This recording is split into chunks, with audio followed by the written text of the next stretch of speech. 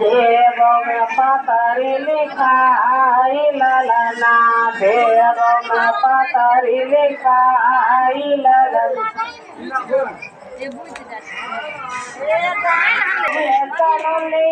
टीका देव उदान गे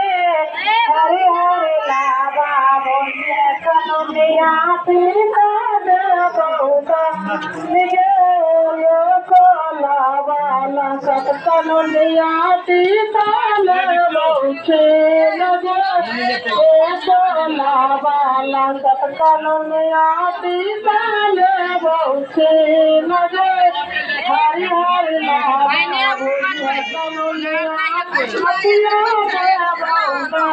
लगे हरि हरि लाभा कनुल लगे बाला सत कनुली नदिया ले बहुछी लगे बोला बाला सत कनुली नदिया ले बहुछी लगे लगा